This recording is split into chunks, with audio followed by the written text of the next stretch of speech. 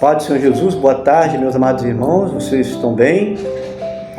Então, vamos dar sequência aqui, série de mensagens nessa tarde. Está previsto para 6 mensagens, não sei se o tempo vai ser suficiente aqui hoje, mas vamos ler agora, saindo do Velho Testamento para o Novo, Mateus capítulo 8, vamos ler versículo 23 a versículo 27, que nos fala assim, cujo tema, Jesus permite uma tempestade para provar seus discípulos. E entrando ele no barco, seus discípulos o seguiram. E eis que no mar se levantou uma tempestade tão grande que o barco coberto pelas ondas, ele porém estava dormindo. E os seus discípulos aproximando-se o despertaram, dizendo, Senhor, salva-nos que perecemos. E ele disse, por que temeis, homem de poucas fé? Os ventos e o mar excediam uma grande bonança, e aqueles homens se maravilharam, dizendo, que homem é este que até os ventos do mar lhe obedece? Interessante, meus amados, o tempo eu já falei, né? Jesus permite uma tempestade para provar seus discípulos. Um fato curioso agora, chamou minha atenção, eu nunca tinha pensado nisso.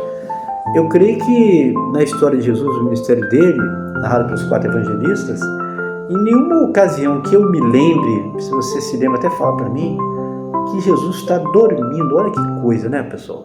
Por quê, né? Jesus dormiu ali. Eu acredito que primeiro para provar que ele era humano, né? Que ele era mostrando a humanidade de Jesus, cansava, né? Estava cansado de tantas andanças, de tantas idas e vindas,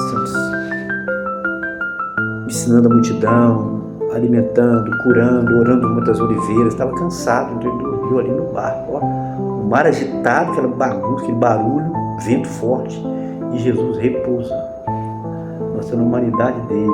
Ele se fez homem, meu amado, por causa de você, por causa do seu pecado, meu pecado, para nos salvar.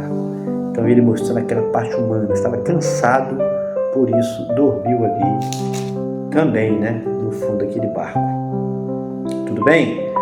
Então só lembrando uma coisa interessante aqui que eu já falei, né, como já falamos nunca é demais repetir que no decorrer do seu ministério, Jesus tinha 3 alvos. Não sei se você já ouviu de outros pregadores, é provável que sim, né?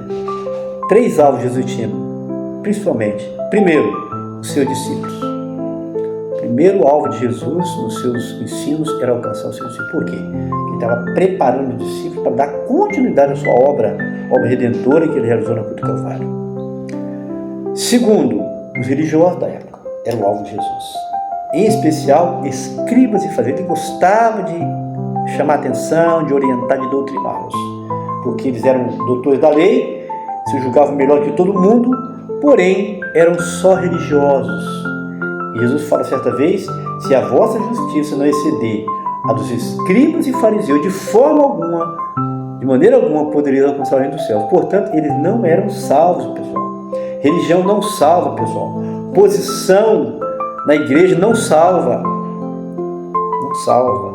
Eles eram os doutores da lei, eram os mestres na época, se julgavam melhor que todo mundo, as pessoas oravam para ele admirados, os judeus, porém não eram, guarda essa palavra, não eram salvos, não eram transformados no poder de Deus.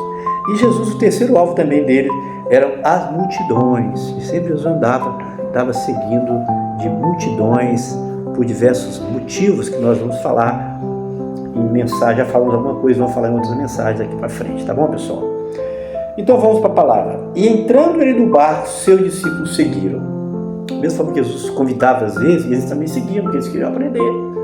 Eles estavam maravilhados, não só com ouvir Jesus ensinava, mas também os sinais que ele operava. Então eles não queriam perder nada enquanto Jesus estava ali com eles.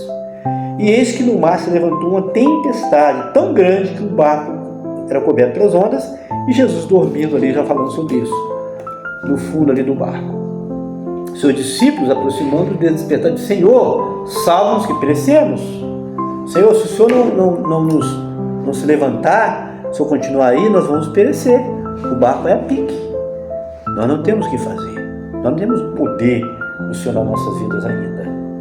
Então eles não tinham poder ainda, autoridade para repreender o mar e o vento, e chamaram Jesus. E ele diz, por que temeis, homem de pouca fé? Jesus chamou a atenção deles.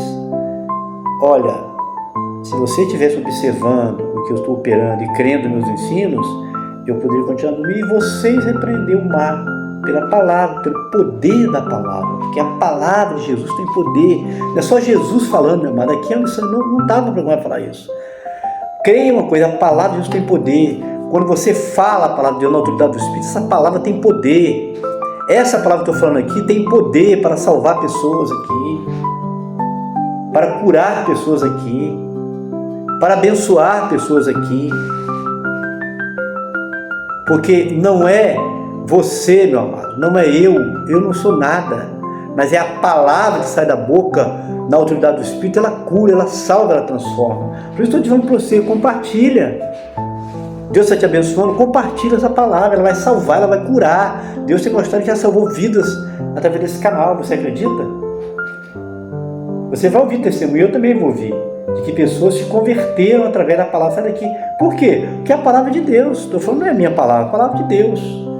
E eles foram repreendidos aqui, homem de pouca fé, né? Homem de pouca fé. Então ele levantou ali, repreendeu os ventos do mar e seguiu-se uma bonança, uma grande bonança, imediatamente, os acalmos de mar. E pronto, e acabou. Esse é o Jesus que você e eu conhecemos, que temos que ter a intimidade, temos que buscar na nossa vida essa autoridade de Jesus. Ele quer, o que ele falou lá nos evangelhos? Marcos: todo poder é me dado sobre a terra, portanto, ide, anunciai em todas as nações, ensina a guardar todos os mandamentos que eu tenho ordenado. Aquele que crê, for batizado, será salvo. Quem não crê será condenado, já está condenado, Jesus falou. Então, amados, essa autoridade Jesus transferiu aos discípulos, e cada um de nós que obedecemos sua palavra. Jesus falou em outra ocasião que os sinais que ele operou, que os discípulos operariam maiores ainda dos sinais maiores ainda, porque ele ia para o Pai. E verdadeiramente os apóstolos operaram sinais maravilhosos: Paulo, Pedro, Tiago, João. E a igreja continua operando. Eu não sei porque que hoje muitos não acreditam mais nos sinais que Jesus falou. Esses sinais seguirão os que creem em meu nome. Esses serão demônios, falarão novas línguas. Se colocar as mãos sobre os enfermos, serão curados. Palavra de Jesus. Então eu não creio no Evangelho. Se eu creio no Evangelho pela metade, não é Evangelho. O Evangelho é poder de Deus para a salvação de todo aquele que crê. Amém, pessoal? E aqueles homens se maravilharam, dizendo: que homem é esse que até os ventos e o mar lhe obedecem? Que homem é esse que estava dormindo agora há pouco no fundo do bar, tranquilo? Nós os despertamos, ele levanta, acalma o mar, e na hora o mar acalma, porque ele criou a natureza, o mar, as estrelas do sol. Tem autoridade, que ele foi o Criador junto com o Pai e o Espírito Santo. E esse poder de Jesus quer passar para você e para mim, meu irmão, depende de nós. Nós nos ligarmos desse mundo, nos consagrar ao Senhor, orar mais ao Senhor, buscar mais da face dele, ter uma vida de obediência ao seu mandamento, à sua palavra. E ele vai operar em nossas vidas grandes coisas, como ele operou aqui, como discípulos operaram. Lê Atos dos Apóstolos, eu gosto de ler Atos. Eu estou até falando pouco, eu tenho que voltar a trazer mensagem de Atos dos Apóstolos, coisas maravilhosas, tá bom, pessoal? Então, não se esqueça de curtir, comentar e compartilhar. Lembrando o tema, Jesus permite uma tempestade para provar seus discípulos, como eu falei. Homem de pouca fé, para provar a fé deles, até que ponto eles estavam crendo já.